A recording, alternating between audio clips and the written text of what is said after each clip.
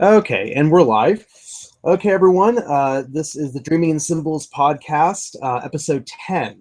This podcast is dedicated to the discussion of religion, philosophy, spirituality, and psychology. While most podcasts and dialogue platforms are dedicated to radical reductionism and materialism on one hand, or dogmatic literalism on the other. Dreaming in Symbols offers a third path, which typically looks at religion and spirituality from a non-dogmatic standpoint with an emphasis on psychology and personal experience and personal spirituality. And the topic today is atheism and spirituality. And my guest today is my friend Devin, who he himself is an atheist. And I've known Devin since sophomore year in high school. He's been very instrumental in my my own spiritual development, and has witnessed all of my crazy changes for the various flavors of religion. And he has a bachelor's degree in political science from the University of UC Santa Cruz, and is currently applying to law school. So I want to thank you, Devin, for joining me today. Thank you for having me. Great. So I thought we'd just start with something that I wanted to ask your opinion about. I've noticed that there's sort of a trend on, at least amongst some of the YouTube atheists, to sort of, I don't want to say rid themselves of the label atheist or atheism, but there's been people who have sort of felt like that label maybe doesn't suit them anymore, and perhaps they're looking for some other label because they feel like, why should they have to tell people over and over again, I don't believe in a God, just like we don't walk around saying I'm an anti or an a leprechaunist or fairy at the bottom of the well-ist. So I'm just wondering if you've noticed any sort of changes of these trends about labels, and whether atheist really suits you as a label personally. Yeah, I'd like to start talking about that by, first addressing some of maybe the misconceptions about what atheism means.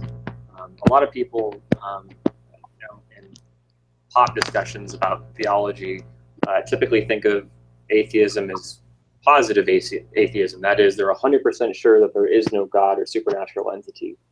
But I think we can probably broaden the scope of what atheism means a little bit. I think that you can be an atheist and just be someone who's not convinced of the existence of the God of Abraham or some other supernatural entity.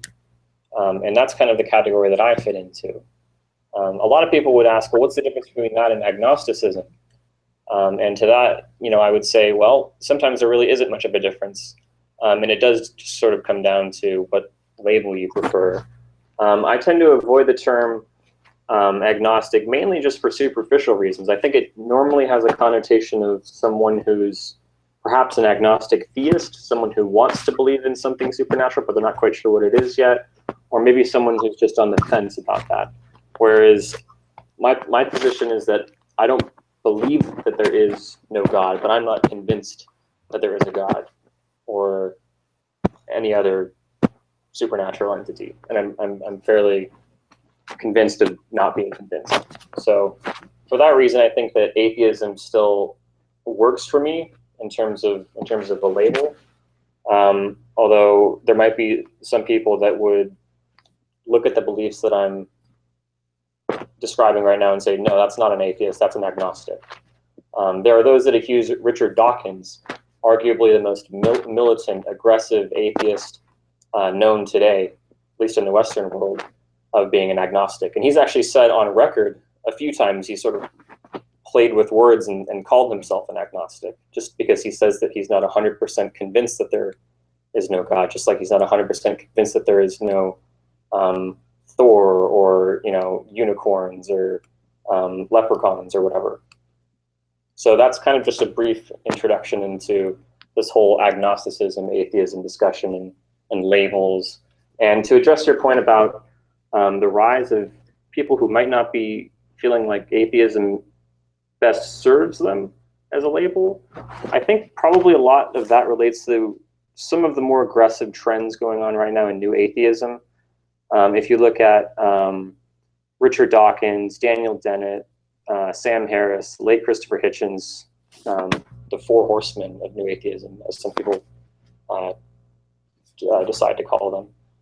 They are a pretty aggressive strain of atheism. I wouldn't call them positive atheists, but they're still pretty militant. And so maybe that's why some people are turned off by the word atheist, because they think of people like that, when in fact, you don't have to be someone like that to be comfortable calling yourself an atheist. Right. Okay. Well, thank you for that.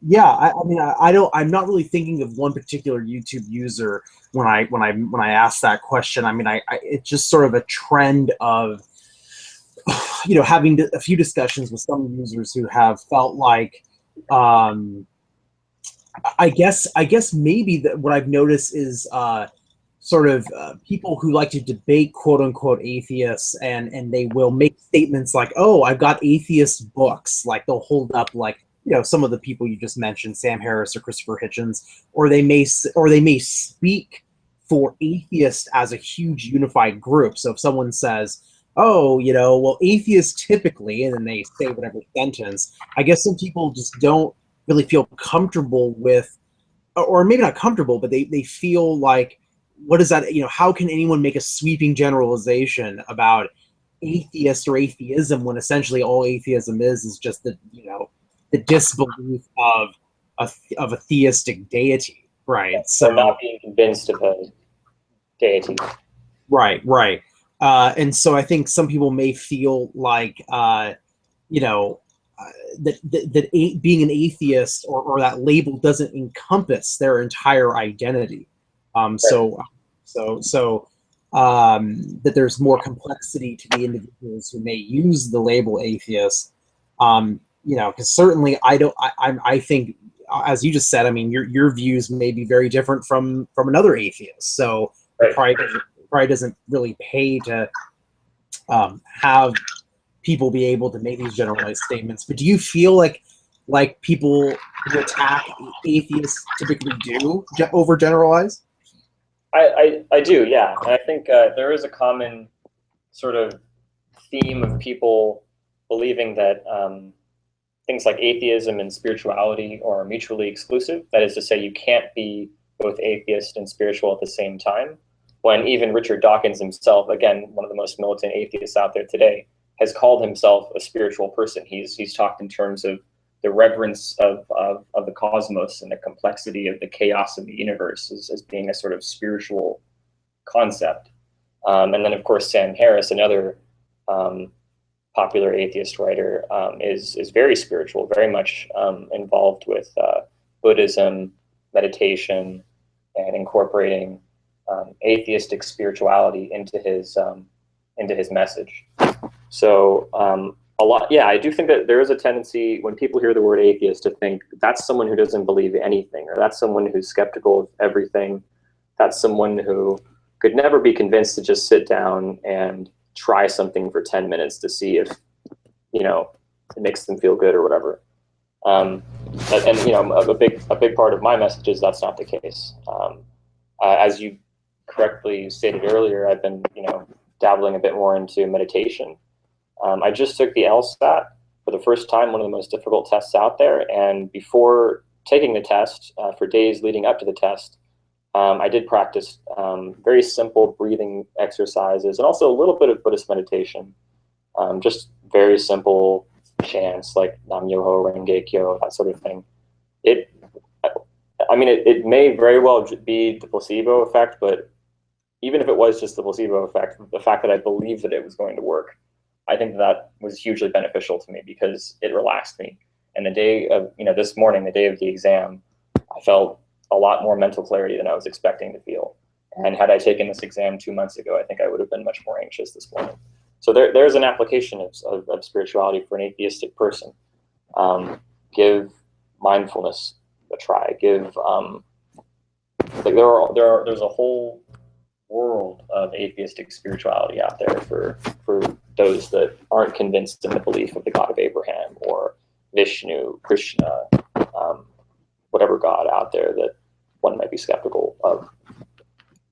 Right. Well, I think those are great examples that for your own experience that even though you don't buy into the belief of a higher power, whatever that might be, or at least a personal deity, you were able to find, your experience with meditation was beneficial for you, and so I guess one question I'd like to ask, we keep talking about spirituality and what and the benefits of it, but I'm just kind of curious, like, what is it? What do you think? And you can talk about your own opinion, but I noticed that a trend that at least some atheists will, when they're criticizing religion in particular, and the idea of God, it usually is this very, very yeah, and I'm thinking, and I have Richard Dawkins' book here, The God Delusion, and he talks about,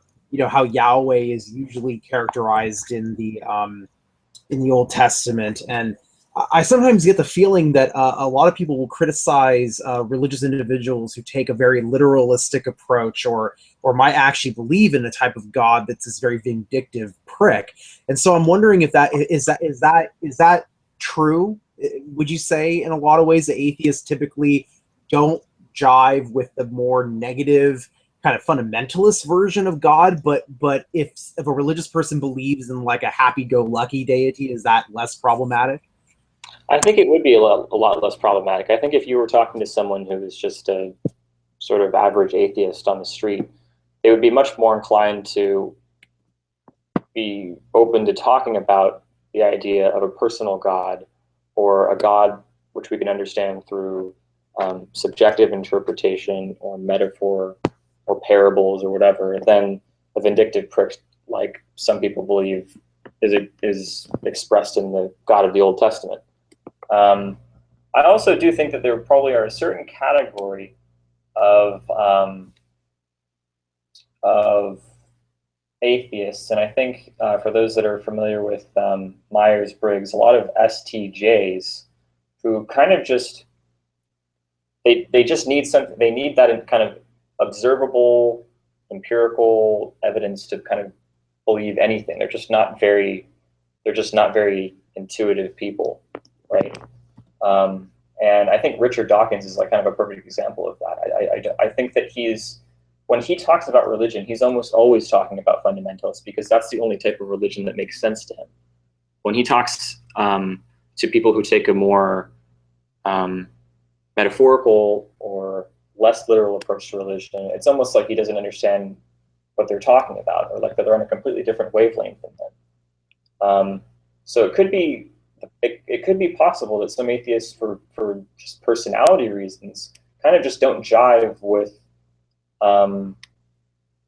either, really. I mean, they don't jive with the fundamentalist or the more subjective approaches to religions, but they find the fundamentalist approaches maybe more understandable because it's kind of described in a way that makes sense to them. So they're maybe more likely to focus on people who talk in fundamentalist terms. You see what I'm saying?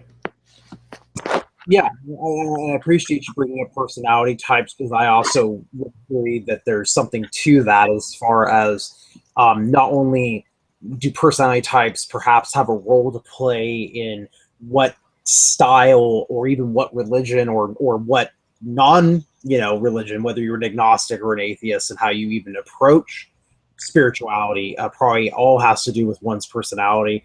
But I would imagine that it's easier to sort of wrestle with the fundamentalists, because someone like Pat Robertson, who just says, well, I hate homosexuals, and I'm going to now cite, Paul's letter to the Romans and blah, blah, blah, and it's a very like by the book type guy. Right. Whereas if someone says, well, my approach to religion is much more nuanced than that. I don't actually pick up the book and just cite it, and then I think there's a deeper meaning behind it, perhaps, and they may even subscribe to some critical theory about the text. Like maybe Paul's problematic because maybe Paul historically was a prick, and so why quote him? In other words, someone doesn't need to be a Christian and necessarily accept everything that Paul wrote. I'd imagine that it's easier to attack the Pat Robertsons or to wrestle with the Pat Robertsons of the world than perhaps somebody like Aldous Huxley or Carl Jung or somebody like that. Right. Yeah, I would completely agree with what you just said. And I would also add that those that take a particularly fundamentalist approach to religion and speak very sort of hyperbolically, tend to make a lot of hateful statements. People like Pat Robertson or members of the Westboro Baptist Church, for instance. There's probably something to the sensationalism aspect of this as well. The media more likely picks up stories related to these people, and it tends to make people more angry, and therefore, sometimes maybe people are more likely to pay attention to that type of rhetoric, as opposed to, like you said, the more nuanced spiritual rhetoric, the type of rhetoric that's more about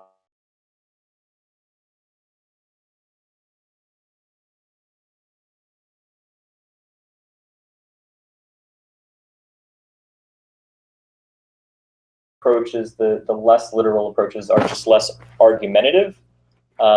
It's kind of hard to argue with someone's subjective interpretation of scripture. If someone's just saying, well, you know what, this is what the scripture means to me. I don't think it's to be taken literally, and this is just my own personal subjective interpretation of the scripture. It's much harder to argue with that than it is when it says this in Corinthians.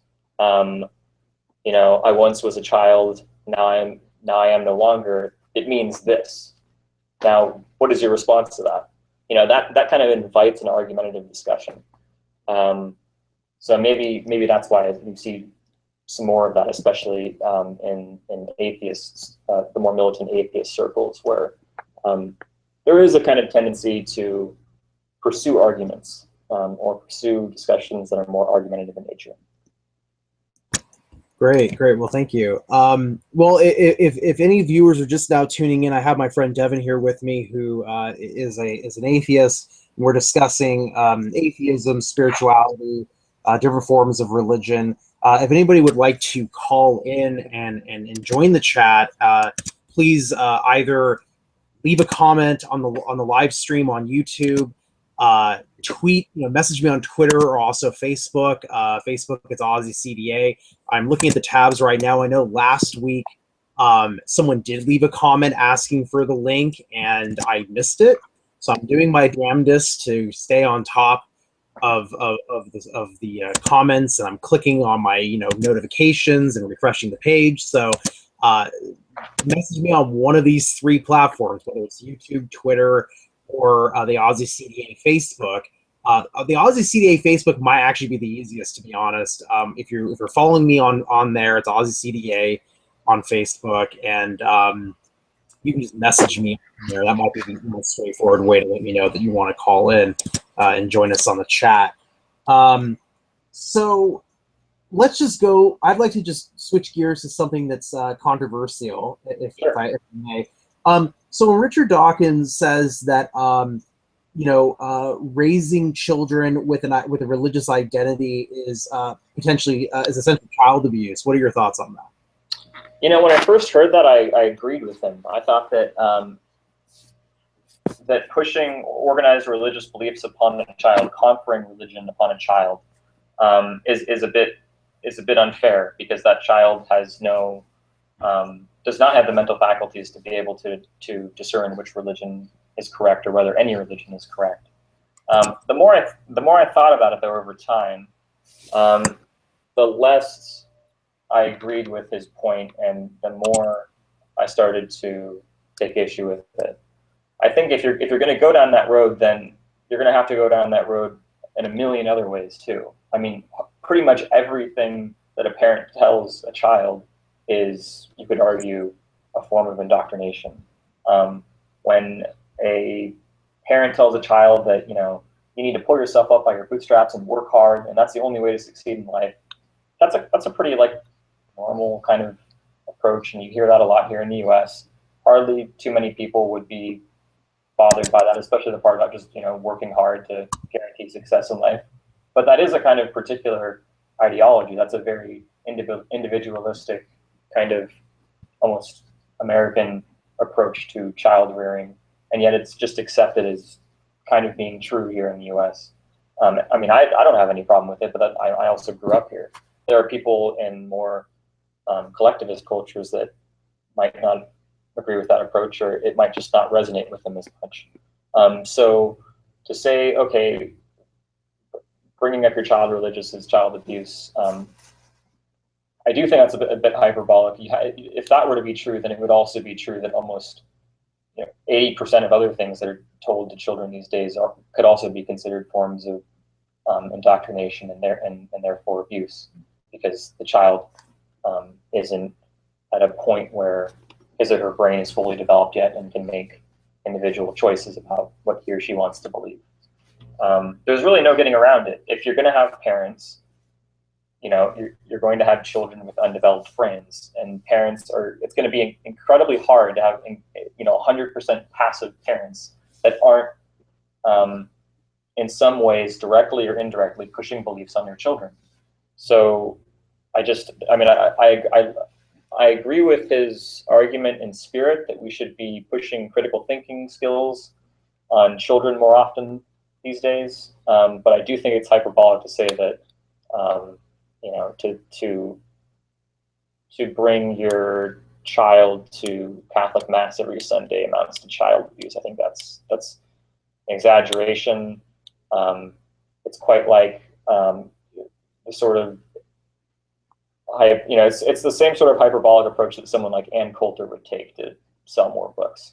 And for that, I would call out Richard Dawkins and tell him to tone down the rhetoric a bit and be a bit more reasonable.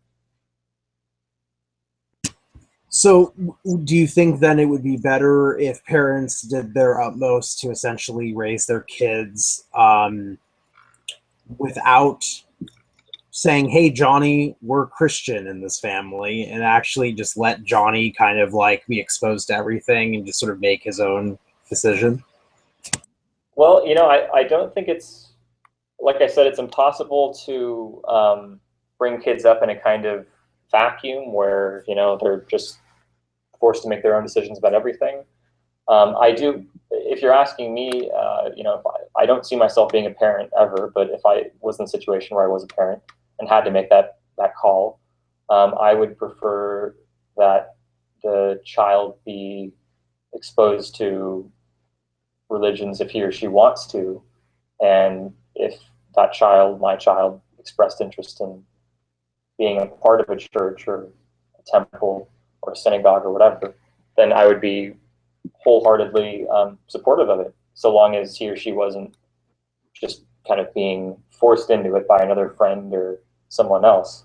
I would take the approach that, no, my child isn't a Catholic child, my child isn't an atheist child, my child isn't a Muslim child, my child is a child, and I hope that my child believes in something based on whatever it is that's important to them, and I'm not going to force something like religion upon my child, nor am I going to be completely neutral in terms of explaining my own positions. So some people might say it would be best not to bring up your own personal beliefs in front of your kids when it comes to religion. I wouldn't take that approach. I would tell my children, so I'm an atheist and this is why. But don't feel pressured to believe the same way I do. I would encourage you to look at the world, look at your surroundings, think about logic, reason, evidence, and also your feelings, also your individual experiences. Talk to your friends, go to church, try things out, see what works for you. But I wouldn't hide my atheism from my children. So that's kind of my own approach. In terms of making, in terms of being very, very, in terms of trying to proselytize, for lack of a better word, in terms of how parents should, raise their kids with respect to religion, I almost take a, you could say, agnostic approach with that these days. I think it should be best left to parents. I do come out and say, though, that forcing your kids, forcing religious extremism on kids is harmful. And so I don't, for instance, believe that it's okay for parents to deprive their kids of necessary medications that are useful for their survival or needed for their survival because it's just their religious belief. I think that that's abusive, and I think that the state should intervene in that case to make sure that those kids receive the medication that could very well save their lives. So it's a complicated issue, and you know, if I had, it would be hard to map out exactly how I would approach this, but I am probably somewhere in between Richard Dawkins and someone like Pat Robertson, who thinks that kids should grow up, you know, in the Bible Belt, learning that evolution is a myth, and then go to Liberty University. Well, that's one hell of a spectrum. Pat Robertson on one hand and Dawkins on the other. But I appreciate your thoughts on that. So you're not a fan of the Christian Scientists then, who basically are.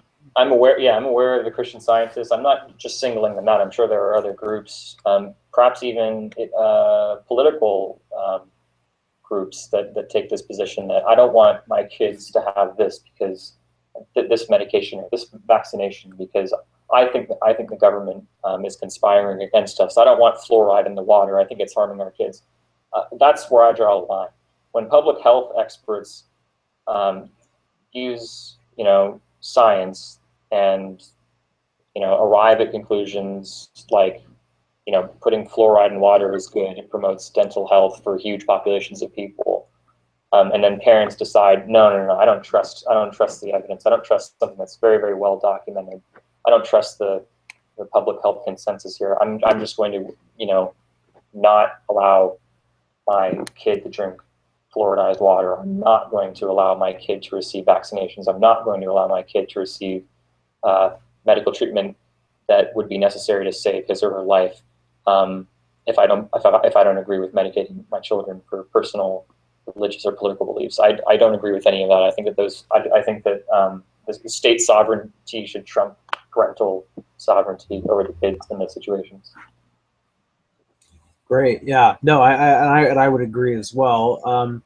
Yeah, I think it's interesting. But you've just reminded me of something. So speaking of invoking science, so I think it was just this past week I watched this video, and I seem to reference this group pretty regularly on this show. But there's a British Muslim organization proselytizing organization called IERA, which is an acronym for something that I always forget what it is.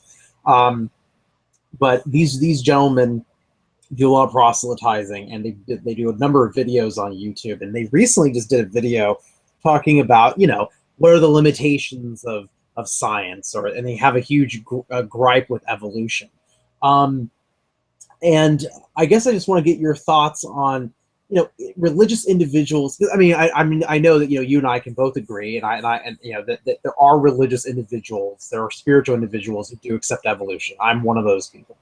But I'm just wondering what your thoughts are about people like these British Muslims in this particular group, or any group for that matter, that has this animosity towards evolution and science, saying stuff like, oh, well, you know, science can't really give us absolute truth, so we should, you know, really be skeptical of science, right? And science changes all the time, so how can we really put our faith into science? So I just want to get your thoughts on that type of argument.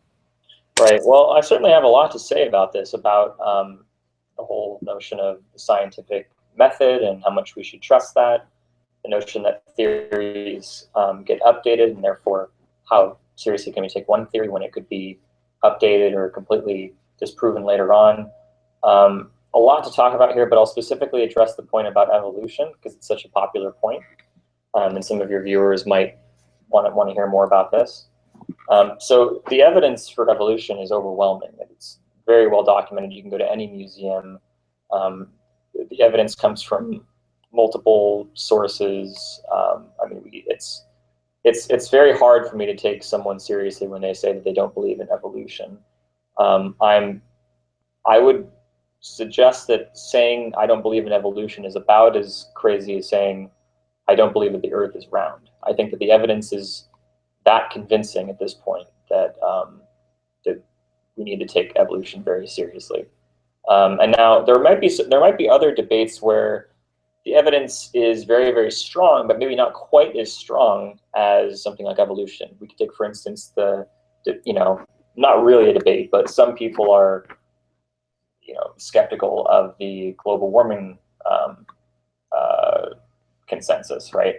There is an overwhelming consensus of scientists around the world that global warming is real, climate change is real. However, there might be a little bit more room for doubt on that, I would say, than something like evolution. Evolution really is, there is a massive amount of evidence to back up evolution.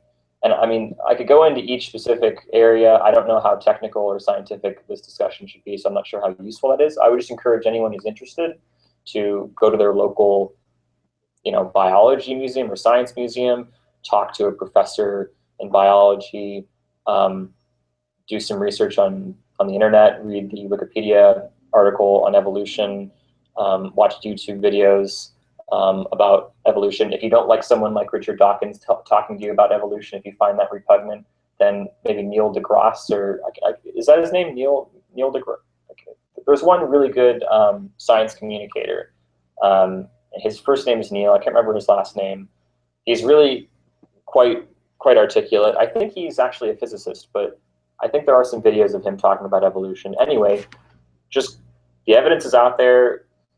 Go out and make a careful examination of the available evidence, and I'm sure that you will agree that this is not something where there's a whole lot of area for dispute. So I don't take seriously religious people that just sort of take this circular logic approach with evolution, where God created the world this way, therefore anything that might contradict that is automatically invalid or untrue.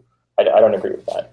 I don't have a whole lot of respect for the school boards in, I'm not sure if this is still occurring, but school boards in parts of the country that, for example, would be okay with teaching the so-called creation myths along with God evolution. I think that's inappropriate. I think that creation myths belong in a theology class. I don't think that they belong in biology classrooms. So yeah, I do take a pretty aggressive stance that religion today should be about. I think that the compatibilists, if we'll call them that, the people that compatibilize their faith with evolution, have the right approach, and I'm not particularly tolerant of people that reject evolution. There might even be some non-religious folks out there that reject evolution, and I'm just as combative with them as I am with the theistic people that reject evolution. Great. Yeah. Well, I think what you said about some school districts here in the country, in the United States, that excuse me, have either have dumbed down the textbooks to not include evolution, or they insist on creation myths being taught alongside evolution in a biology class. I'm pretty sure that's still a thing. I don't think that's stopped.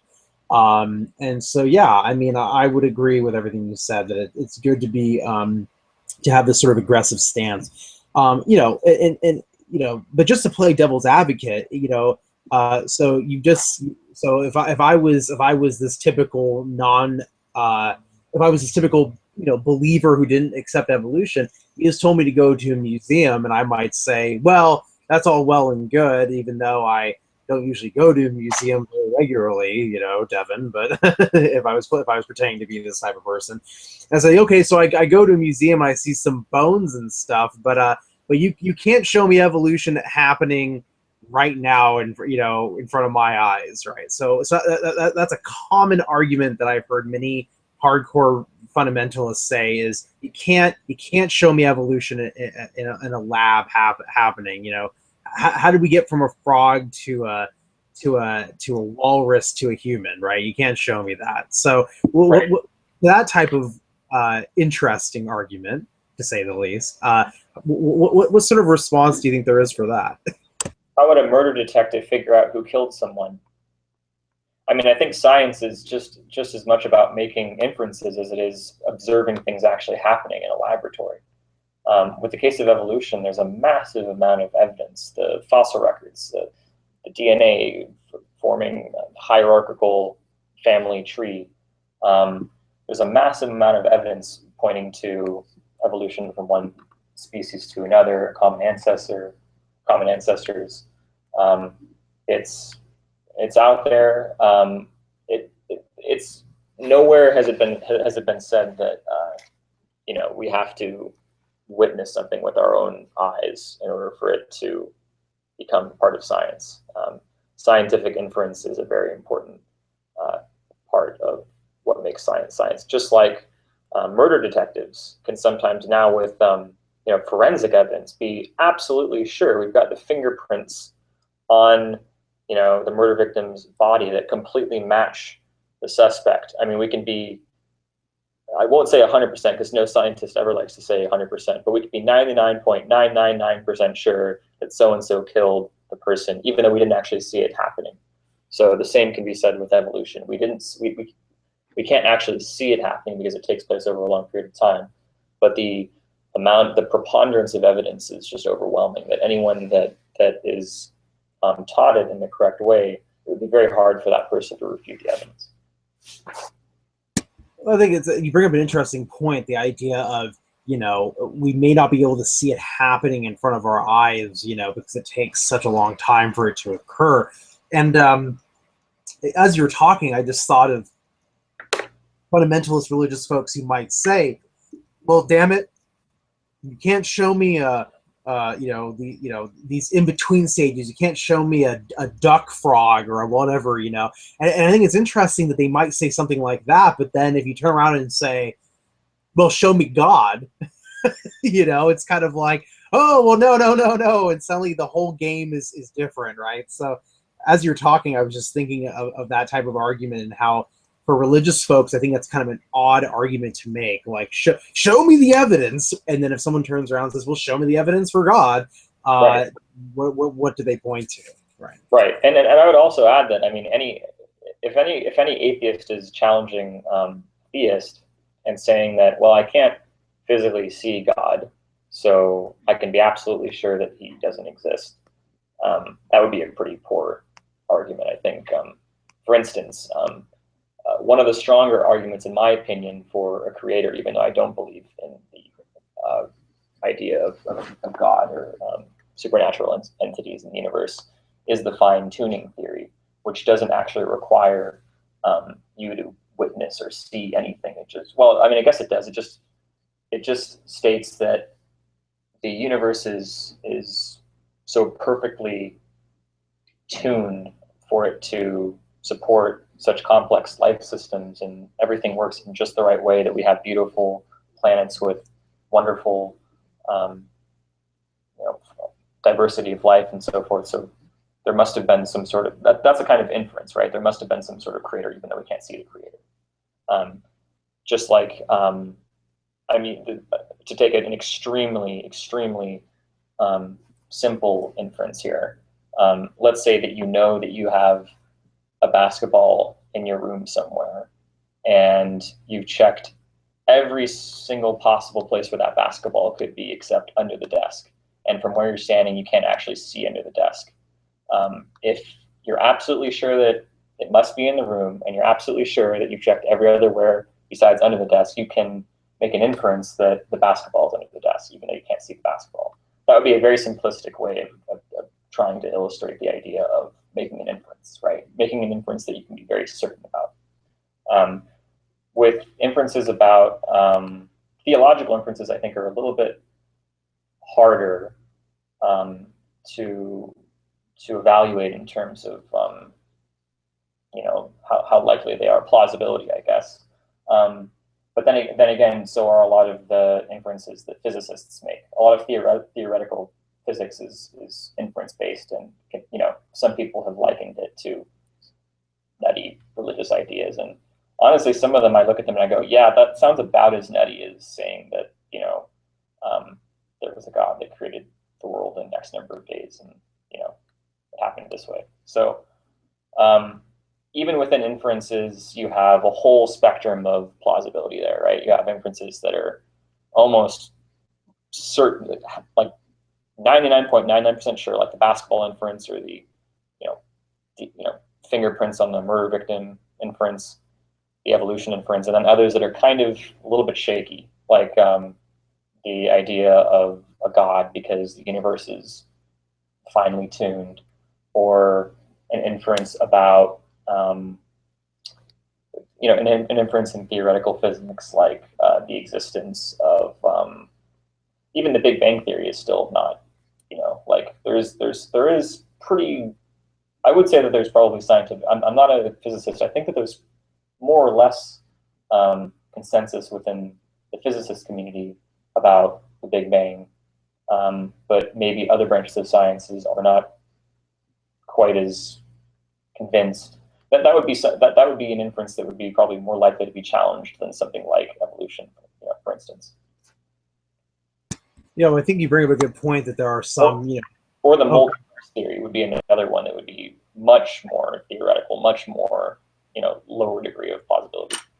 Yeah. Well, I was going to say, like, when you mentioned some ideas that might be considered nutty or on the same level potentially as religious concepts. I was going to say the multiverse or even the concept of like, parallel universes. So like every decision that we make, in the parallel universe that we also simultaneously exist in, we do the opposite. We do the other. All the options we've ever had are happening simultaneously right now, or what have you. I think those things are fascinating. That's just me, but I mean, yeah, it's like, do I know that there's multiverse? Do I know that there's these parallel dimensions? I have no frigging clue. I think it's an interesting idea.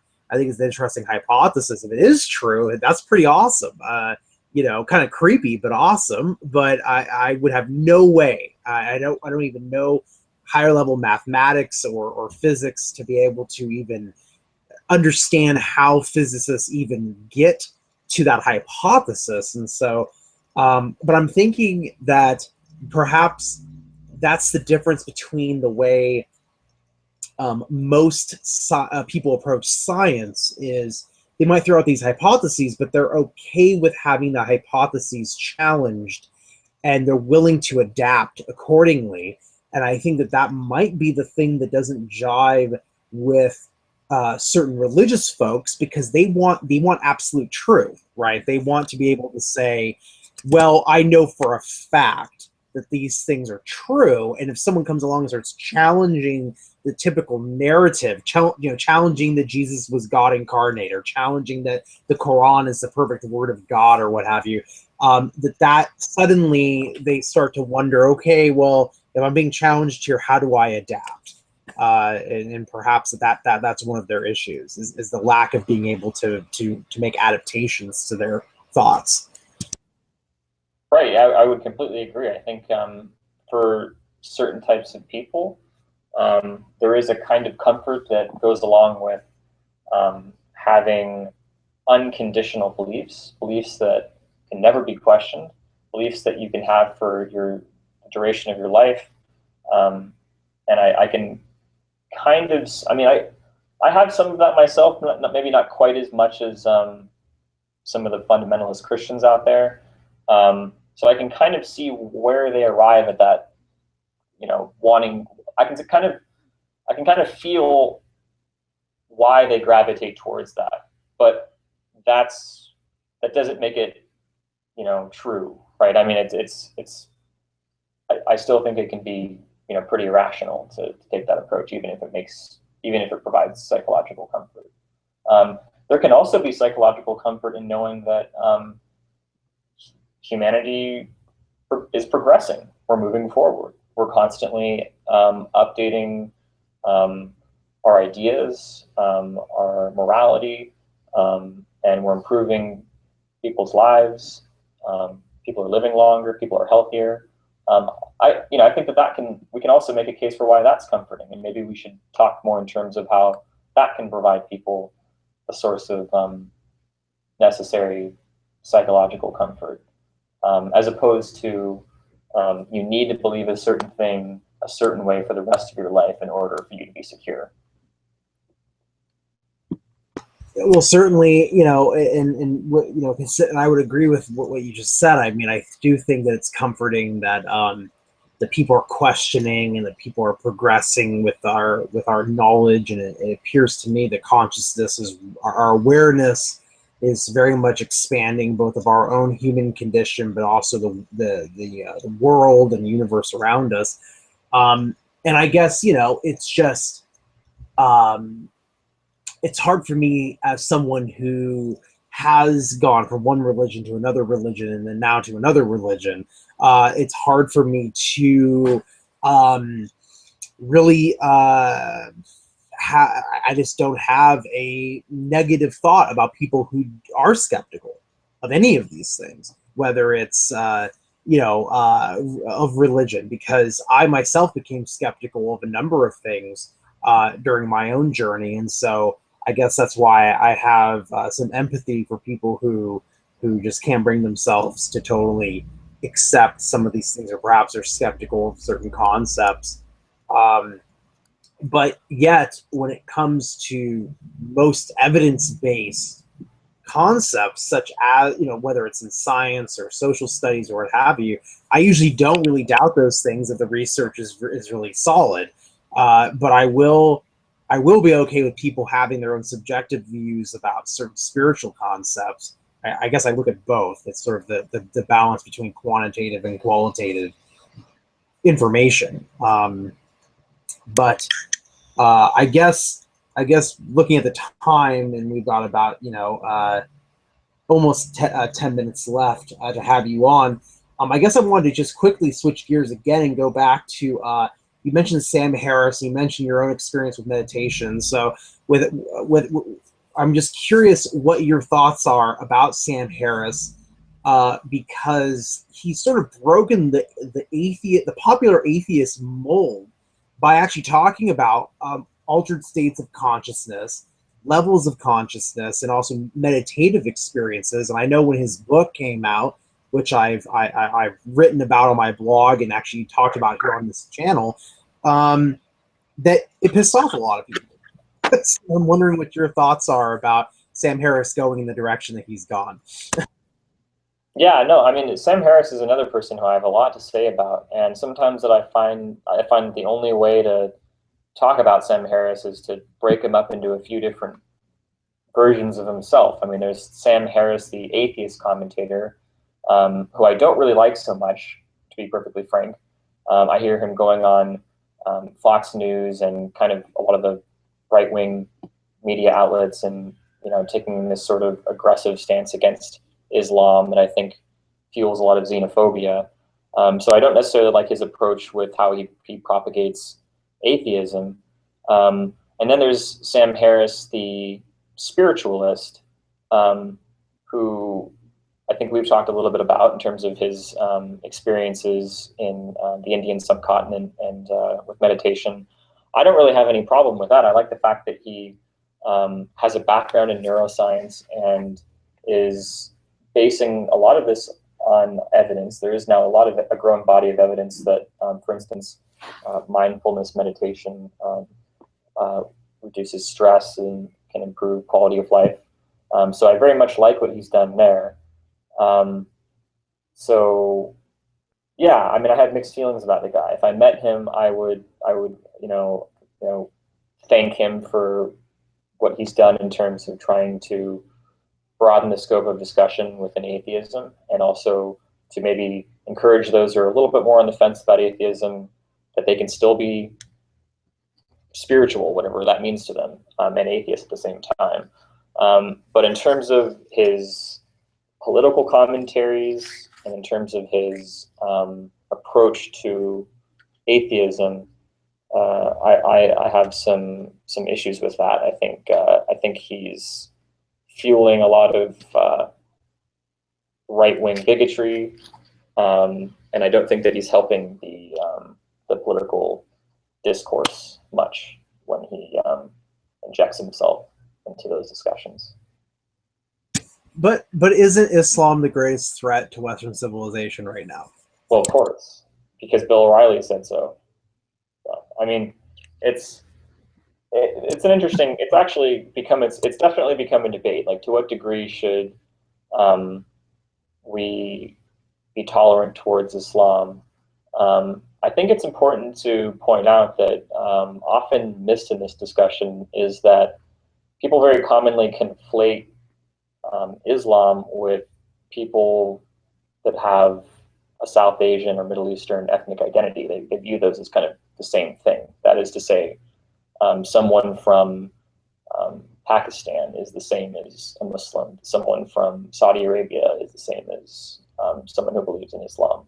And because of that, we do have to be careful about how we talk about Islam, because for those people who cannot separate the two,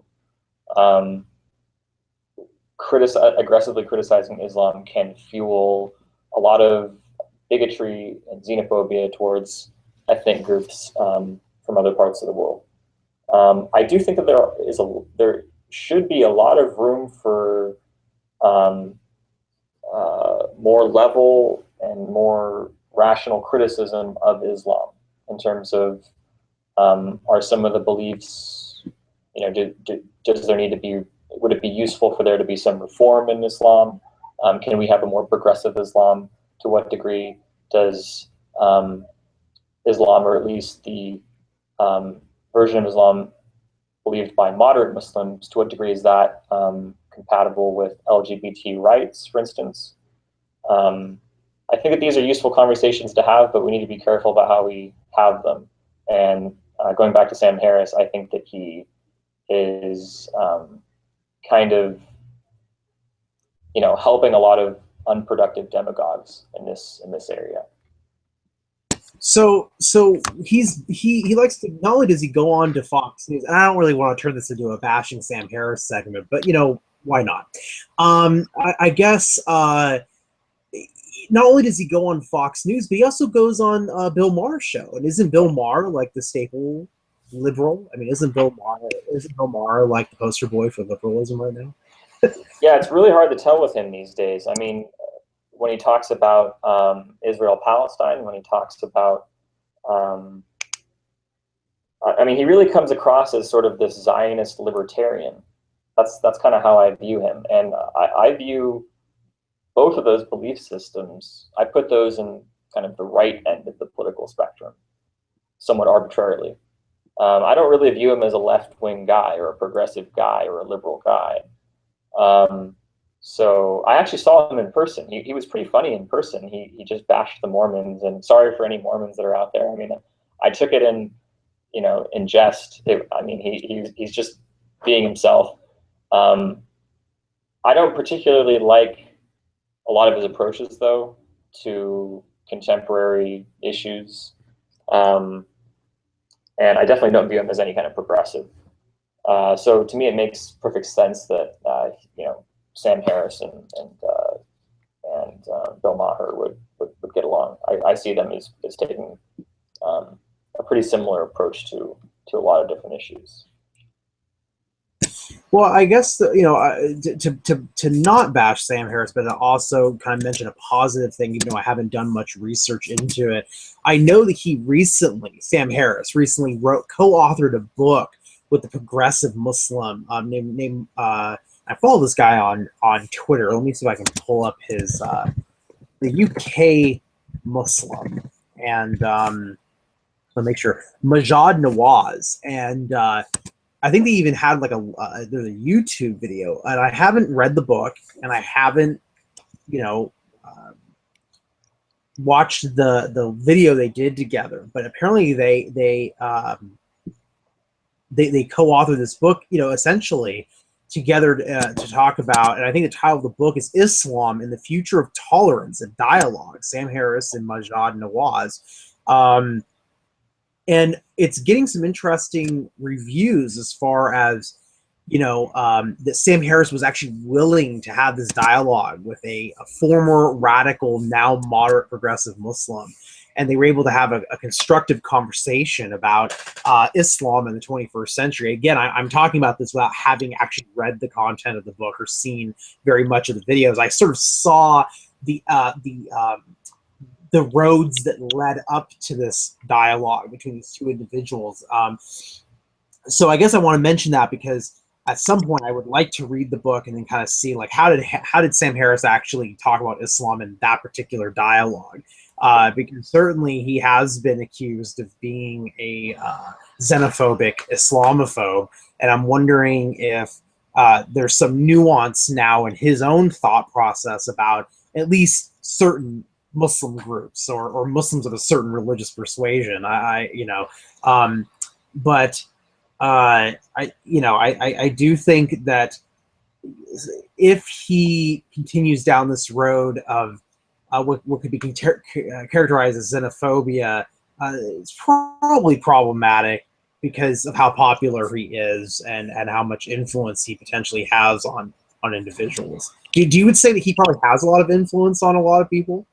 I would say that he probably, next to Richard Dawkins, is the most popular writer, commentator about atheism in the world today, or in the Western world, I should say. So yeah, he has a lot of influence. So what he says does matter quite a bit, I think. Richard Dawkins definitely seems to be the kind of number one guy in terms of when we want to learn, when we want to kind of an introduction to atheism, who are we most likely to hear talking about it on the news or in YouTube or whatever? It's probably going to be Dawkins. Then I would say Sam Harris is probably number two. So yeah, I do think he has a bit of clout, quite a bit of clout. And yeah, I don't know. Again, I have mixed feelings about the guy. I do think that when he sits down and he has longer conversations with people, you kind of see a different version of him than the kind of hyperbolic version of him that, for example, would be likely to show up on Bill O'Reilly's show. He definitely is capable of really going into depth about certain topics and trying to be very careful about how he says things and kind of mapping things out and doing it in a kind of more responsible way. But then there are other times where I view him as taking this very lazy sort of approach where he's almost just saying, he's almost just trying to stir the pot, which again could just be for publicity reasons. I mean, there are reasons why people like Richard Dawkins, Bill O'Reilly, Ann Coulter, and the rest of them make inflammatory remarks because it gives them a lot of publicity. And some people say that no publicity is bad publicity. Even if you say something that offends a lot of people, if you're getting more publicity, chances are you're selling more books. So not to get overly cynical about it, but I think that also, plays a role here. Right. Yeah. And and definitely Richard Dawkins, pretty much now lives on Twitter. And certainly my last episode, during my last half hour where I'll usually go and read about religious news as it pops up on Twitter, I couldn't help but notice that there was tons of new tweets by Richard Dawkins, and I mentioned a few during my last episode. But he, I know you and I have joked about this, but do you think that Richard Dawkins is kind of becoming the really embarrassing uncle at a family reunion? I think that he's, it's interesting. I think that this could actually have something to do with how he's aged, because I noticed that in, around 2007, 2008, he was doing documentaries and he was doing, interviews, lectures, YouTube videos, and things like that that sounded way more moderate in tone. And now he just seems way off the deep end, and he's like as though he's trying to really add fuel to, very heated discussions and really push people's buttons. I kind of view him as just a troll now. I do think that he is just doing this I mean, this is totally just, speculation here, but I think he's just doing it to try and, irk people and to piss people off. And I think that he gets a kick out of that. I happen to think that some of them are kind of funny. Some of them probably cross the line. So there are some where it's like, okay, that's true, Dawkins, but why would you say that? I mean, it's like, what is gained by you stating that in the public forum the way you just stated that? Like, how we say things matters too, and I don't think that he gets that at this stage in his life. So, yeah, but I still respect the guy, quite honestly, a lot more than Sam Harris. I think Richard Dawkins has contributed to science more. I think that he has contributed to the study of evolution more. He's promoted theory of evolution and its understanding quite a bit more. He has a lot more scientific history, and his credentials are better than Sam Harris. Both of them as commentators are pretty lame in my opinion. I don't view Sam Harris or Richard Dawkins as being very good at political commentary or religious commentary. Great. Well, excellent. Well, I want to thank you very much, Devin, for coming on. At this point in the show, I'm going to be taking a break and playing having a song being played, but and then switching over to the solo part of the show where it's my religious news segment. But I want to thank you very much for coming on the show today, and I hope to have you back on in the near future to further discuss various topics about religion, spirituality, and non-belief, and the whole kitchen sink. So I look forward to that. So thank you again for coming on.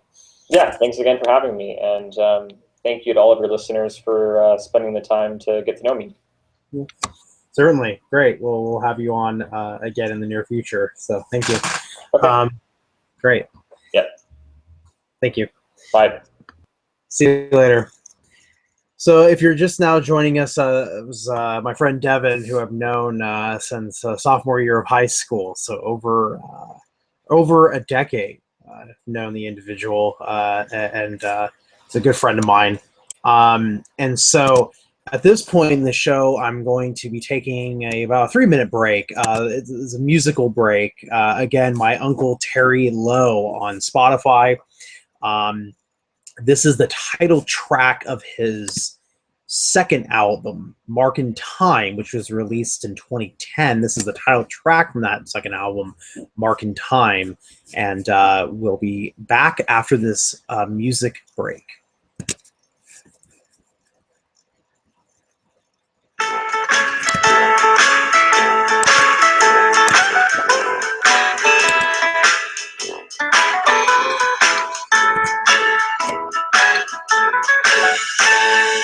I was wheeling, you were dealing, stars were screaming on and on they went. A celestial rain. Words exploding, hearts were boiling, overflowing from a distant past. Somebody felt lines. Couldn't believe it, couldn't conceive it, girl. Give life a twirl. Let your flag unfurl. Clear skies above us, heaven loves us fine. Done marking time on the dotted line.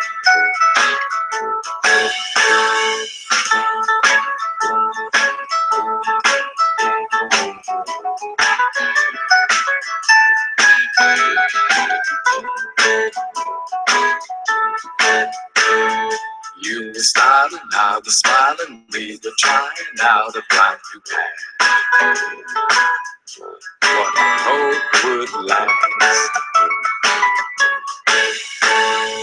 Left us in a soft surrender, lone defender of a lost refrain. Try another good game. Spin that bottle, pull that throttle now. Consult the dial. Glad to show you how. One good reason, not a season, swear. Lift your eyes and sing. Go and ring the bell.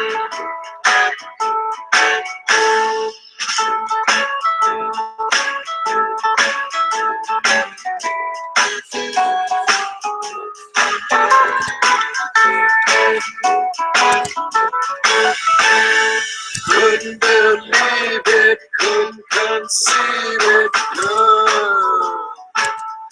Give life a twirl. Let your flag unfurl.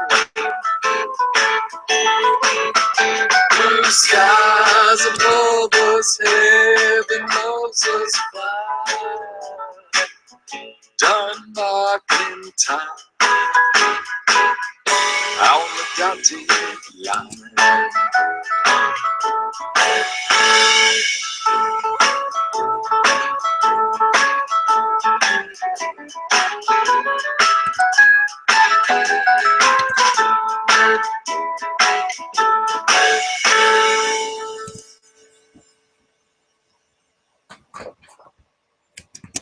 And that was another track by Terry J. Lowe, the title track of his second album, Mark in Time.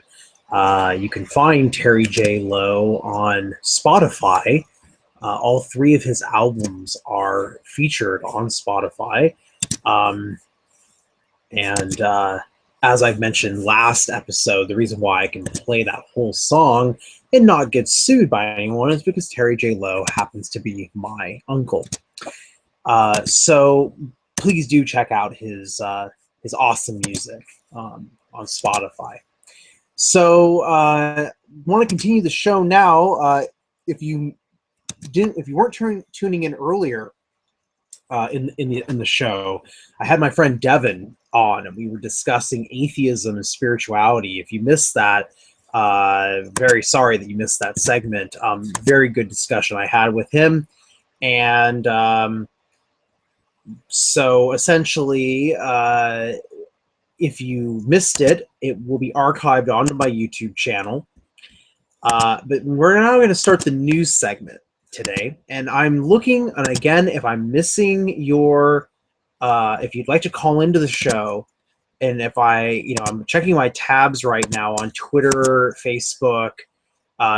If you follow me, probably the best way to get a hold of me, in all honesty, is on my Facebook page, which is Aussie CDA on Facebook. But I'm checking my tabs right now. I'm refreshing my pages. So far, no one has sent me a message to come on, to call in or to join the show. So I'm going to transition now to the news. I feel like I should have some theme music for this transition. Maybe I'll look into something, kind of like The Daily Show, music. Or well, no, I'll probably get sued for that. Okay, well, what I want to do is correct something or comment on something that I really spent a long time on last week, and that was talking about Pope Francis. Because, of course, if you've been paying attention to the news, things have changed now with Pope Francis. He went to Congress. He was saying all these really progressive things. He's been saying these progressive things for a long time, and I spent a long time on the segment talking about Pope Francis and his opinions about climate change and the poor and all this stuff. Well, then, of course, we're now getting news that Kim Davis had an encounter or an audience with Pope Francis, and evidently the Pope endorsed Pope Francis endorsed Kim Davis in her crusade of not doing her job as a federal employee. And and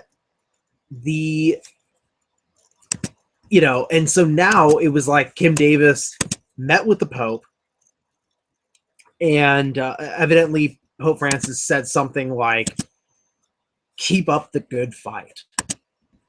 Don't, stick to your convictions." And this shocked a lot of people who certainly loved Pope Francis. And now I've seen people who are now speculating that Pope Francis was not the one who invited Kim Davis to have a meeting with him. There was a small audience of people in D.C.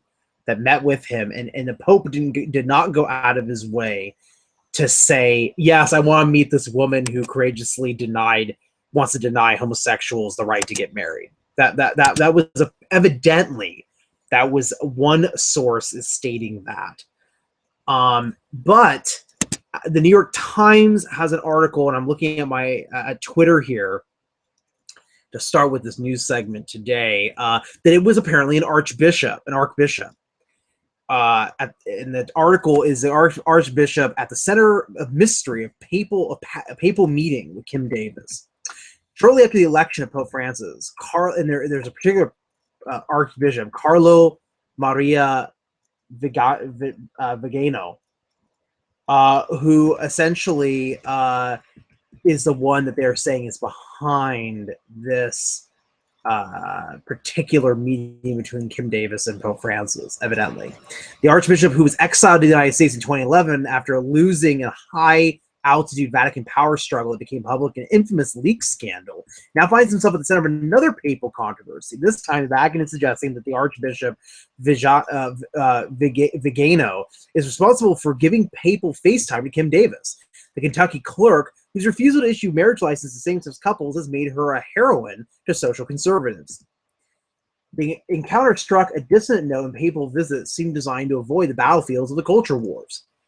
News of the meeting has proved to be manna for conservatives frustrated by Francis' de-emphasis of social issues and hungry for some of a papal focus on religious liberty and doctrinal opposition to same-sex marriage. Archbishop Vigano, an amiable 74-year-old Northern Italian with an appreciation for, declined to comment, though people close to him rejected the notion that the Vatican was blaming him. But the Reverend Thomas Rosica, a Vatican spokesman, said on Friday that the office of Archbishop Vigano had extended the invitation to Miss Davis, and the Pope was probably not briefed about her case. And the Reverend Fridicio Lombardi, the chief Vatican spokesman, depicted the meeting as one meet and greet among many. A lawyer for Miss Davis, Matthew D. Staver, said in an interview that the Vatican's version of events was absolute nonsense, that somebody is trying to throw some people under the bus, quote unquote. The wronged party, several church observers and Mr. Staver suggested, was Archbishop Vigano. Mr. Staver said his client's meeting with the Pope was indeed private, and that if there was a line of other people, they would not have been able to keep this quiet as long as they have, and then detailed the choreography involved in setting up the meeting. Said Archbishop Vigano personally contacted Miss Davis late in the day on September 14th, suggesting a private meeting with Pope Francis on September 24th. On the eve of the meeting, he said Miss Davis received a voicemail message on her cell phone confirming the meeting, instructing her to keep her noticeably long hair up. I told her this morning, do not delete those, said Mr. Staver. He said, we were led to believe that the invitation did come directly from Pope Francis. Mr. Staver was a conservative deacon, Keith Fournier, introduced him to Archbishop Vigano back in April before speaking at a National Organization for Marriage rally on the Washington Mall in opposition to same-sex marriage, et cetera, et cetera. So I'm not going to read the rest of the article, but you can see now that this controversy is, did the Pope meet with Kim Davis? Did he know who she was when the meeting took place? Does he endorse her beliefs and her thoughts about same-sex marriage?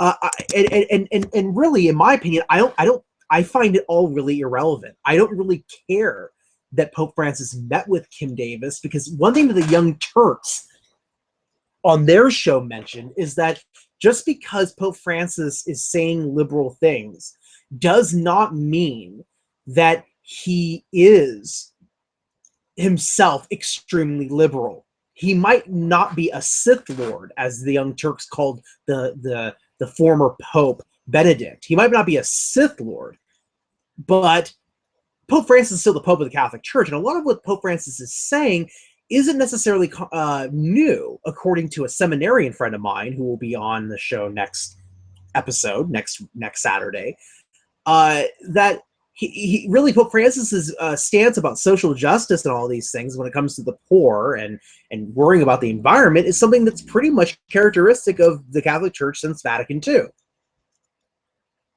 But what doesn't surprise me is that that he might meet with Kim Davis and just say, yeah, that's cool. You stuck to your convictions. Nice. But here's the thing, though. And I do like Pope Francis more than I did Pope Benedict. But the thing is, the Pope is not a federal government entity. He's the Pope, right? So even if conservatives are like, yeah, you see that? Take that, liberals. Pope Francis is our man now because he endorsed Kim Davis, or he met with Kim Davis. They shared a Snickers bar. Yeah, right? The thing is that, so what? The fact still remains that Kim Davis, her job is a federal job, and she is supposed to uphold the Constitution of the United States as interpreted by the current Supreme Court. And if the Supreme Court has deemed that federal clerks are supposed to approve and give out marriage licenses to same-sex couples, and if Kim Davis refuses to do that, she should be fired. And at this point, I would play a clip of Vince McMahon from the WWF or WWE saying, "You're fired!" Right? Because that's what it comes down to. I don't really care what this woman's personal religious beliefs are. But if you sign up for a job, if you are hired to do a job and you know that this is the job qualifications, that this is what is expected of you, I'm sorry, but if you have a problem with that, maybe you're in the wrong occupation. Similarly, a parallel example is, what if a Muslim or a Jew decided to work at Subway and was making sandwiches that were not halal or kosher and handling bacon and ham? And suddenly the Muslim or the Jewish or the vegetarian, you want to go a step further here, or the vegan, decided to say, you know, I was hired by Subway to make sandwiches, but I protest. I will not, if I'm working and you come up to me and you say, damn it, make me a bacon and ham sandwich, I'm not going to make you the sandwich because I'm a Jew or a Muslim. Subway's going to fire you. You know, get out. You're not doing your job. And Kim Davis falls in that same category. She is a government official, federal official. She's a clerk. And the Supreme Court has said, guess what, all of our clerks, you are to do same-sex marriage license. If she can't handle that because of her own personal religious conviction, she's in the wrong job. So that's my commentary on the update regarding Kim Davis and the Pope. I don't really care that she met with the Pope and what the circumstances were. At the end of the day, Kim Davis, if she refuses to do her job, she should lose her job. Excuse me, point blank. Moving on down to another article that I would like to mention was posted on Twitter by ex-Muslim Forum. So they're at CEMB_forum. They posted an article where they said, ex-Muslim family that converted to Christianity are driven from home by neighbors who call them blasphemers. This is from the dailymail.co.uk. And I'm going to look at this article here. Switch some gears from Pope Francis and Kim Davis. This article has a picture of this family. And some pictures of apparently their car being attacked. It says here, that only one successful prosecution has been made. Mr. Hussein said he feels so let down by police he has lodged a complaint with the Independent Police Complaints Commission. Okay, well, I'm obviously reading this completely out of context. Let me scroll up here and see if I can find where this article even begins. Here we go. An Asian family who converted to Christianity claimed they are being driven out of their home for the second time by Muslim persecutors. Nisar Hussain, his wife Kubra, and their 6 children said they have suffered an appalling ordeal at the hands of neighbors who regard them as blasphemers. They claim that they are effectively prisoners in their own home after being attacked in the street, having their car windscreens repeatedly smashed and eggs thrown at their windows. Mr. Hussein, 49, has even given up his career as a nurse due to the effect on his health. Police have been called numerous times to deal with the trouble, but are said to be reluctant to treat the problem as a religious hate crime. So they are British Southeast Asians, or Asians, I guess. So then he says that he's also criticized the Anglican Church for failing to provide any meaningful support. Now the family are likely to move from their home city of Bradford to a white English area, and white English is in quotes, area to escape the hate campaign. Quote, our lives have been sabotaged. This shouldn't happen in the United Kingdom, said Mr. Hussein. We live in a free democrat society, and what they are doing to us is abhorrent. The Daily Mail first reported the family's ordeal in 2005 when they accused Muslims of a campaign of ethnic cleansing against them. A year later, they moved to a different part of Bradford to start again. Neighbors welcomed them into the community, and all was well until Mr. Hussein took part in a Channel 4 Dispatches TV documentary about the mistreatment of Muslim converts, which was screened in 2008. They were recognized by a large Muslim family of 7 brothers and 4 sisters living on the same street and were immediately ostracized. The younger children from both families attended the local Church of England primary school, where a majority of pupils were Muslims of Pakistani heritage, but car-sharing trips were soon stopped by the other family. Mr. Hussein said, quote, word was spread around the playground, end quote, about them being Christian converts, and their youngest daughter was bullied. Youngest daughter, Lena, now 14, was told by her friends, our parents say we mustn't mix with you because you are a convert, Mr. Hussein said. She was heartbroken and made it feel like a second-class citizen. Mr. Hussein said his wife, 45, and child Ithar, 23, Anisia, 21, Sarah, 19, Miriam, 17, Lena, and Ishaq, 7, have faced harassment and abuse on almost daily basis. The family were denounced as apostates, term used for those who renounce a religion for another, which in some hardline Islamic countries is punishable with death. Flashpoints include an incident in March this year where Mr. Hussein ended up grappling with a man who threatened and confronted his wife. Police were called. Mr. Hussein was arrested and spent 12 hours in police cells before being released without a charge. Over the last year, Mr. Hussein has had his car windscreen smashed 6 times at a cost of £5,000. His eldest son, a final-year medical student, has also had his windscreen smashed. A neighbor was convicted at Bradford Crown Court of a public order offense and bound over to keep the peace after one of Mr. Hussein's children recorded him on a mobile phone making threats in a furious rage in the street, etc., etc. So this is, of course, troubling. And there's actually, throughout the article, there's photo evidence of this person being harassed, of this family being harassed. And, you know, I look at this article and I don't really view it as being like, you know, let's hate on British Muslims or anything like that.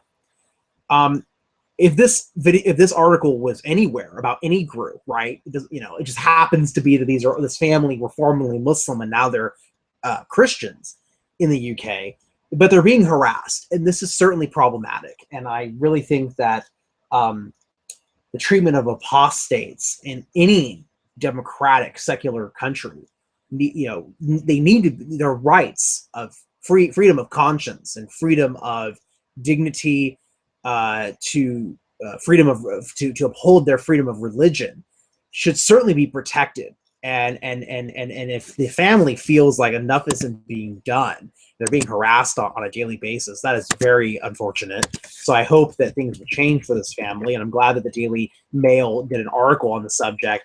Amazing that their harassment began back in 2005. You know, holy crap. 10 years? They've been harassed for 10 years. Consistently. It's ridiculous. Here's a quote from Rumi to lighten things up a little bit. First I was born from his love. Finally I gave him my heart to him. Like fruit born from a branch, from that branch it hangs. One of his 566 ghazal.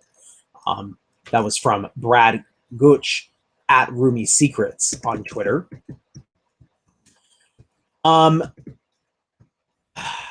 Another article about Pope Francis quoting Thomas Merton.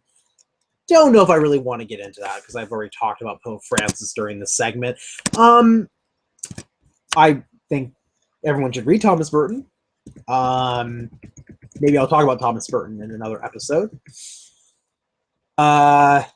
So Colbert got really serious on his show regarding the Oregon issues, according to Twitter. It's not really about religion, so we'll move on. Here's an interesting thing. Let's talk about the Vatican again, though. Not Pope Francis, but for the Vatican.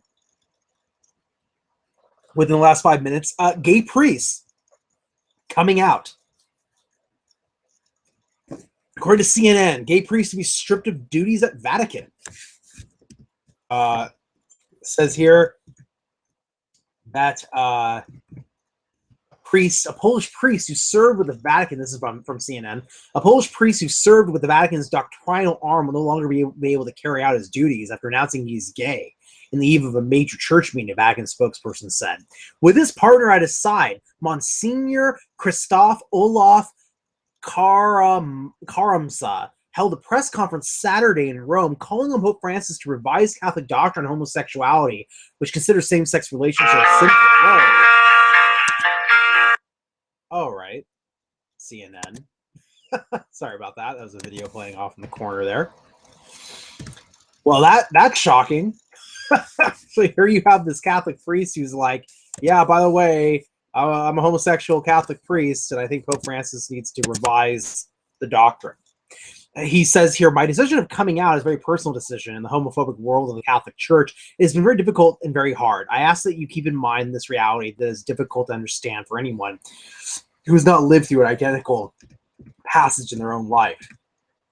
Time is not intended to pressurize anyone, but maybe a good pressure, in fact, a Christian participation, a Christian voice that wants to bring the synod to the response of homosexual believers to the questioning of Pope Francis. Since 2003, this particular priest, Karamasa, has been a member of the Congregation for the Doctrine of Faith, which is tasked with promoting and defending church doctrine. How interesting. Born in 1972 in Gdynia, Poland, Karamasa also serves as Assistant Secretary of the International Theological Commission and teaches theology at two of Rome's pontifical universities, the Gregorian, the Pontifical Athenaeum Regina Apostolorum, according to the Vatican Radio. Every homosexual person is the son of God, he said. This is the will of God for our life, also for my life with him, end quote. The public revelation from a senior priest associated with the Vatican is direct challenge to the church's don't ask, don't tell attitude towards homosexuality, experts observed. Karamasa's admission presents two issues. The sexual orientation is apparent violation of his celibacy vow, acknowledging he has a partner. Most objectionable of all for the Vatican was the publicity he sought out, with the express desire to influence the outcome of the Synod of Bishops or on the family. Journalist John Favis, author of the Vatican Diaries, wrote on his blog. While showing little inclination to adjust church teaching of homosexuality, Pope Francis has often emphasized mercy over judgment. 2013, for example, he famously said, "Who am I to judge? Gay priests who seek to do God's will." He also reportedly met with a transgender man from Spain in January of this year.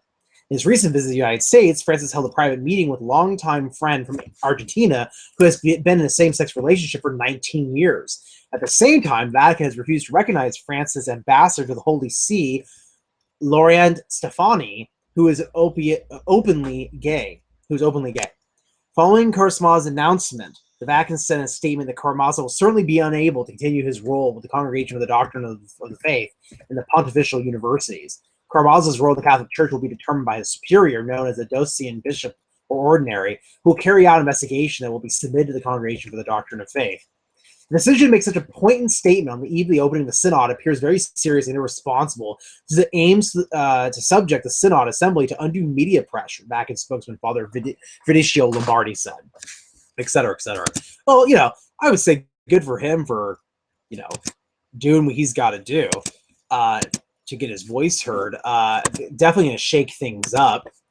I think it's ironic that this happens on very similar to the time when allegedly Pope Francis, or evidently, he met with Kim Davis. Pope Francis. So interesting parallel to bring it full circle. Well, everyone, this is about 2 minutes left in the show, and so at this point, I would just like to say that next Saturday, for the 11th episode of the podcast, I will have on the show as my guest my friend Tom, who is a seminarian. He is on his way to becoming an ordained Swedenborgian minister. He used to be Mormon. I think he was raised Catholic and then converted to Mormonism before leaving the LDS Church and becoming a Swedenborgian, who is now, like I say, on his way to becoming a Swedenborgian minister. So I will be discussing his spiritual journey with him and his journey to becoming an ordained Swedenborgian minister. So looking forward to that. If anyone has any questions or ideas for future shows, I appreciate any feedback you'd like to give. If I didn't get to your questions because I'm just not seeing it on the tabs, I have, like I said, Facebook, Twitter, and YouTube up, and I've been refreshing them, and I'm not seeing any questions. If you'd like to participate in next week's show, please let me know, and I will send you the link to the Google Hangout chat where you can ask questions of my guests. And yes, so another great show today, I felt, and looking forward to next week with my friend Tom. Yeah, thank you all for watching. Take care, and peace be with you all.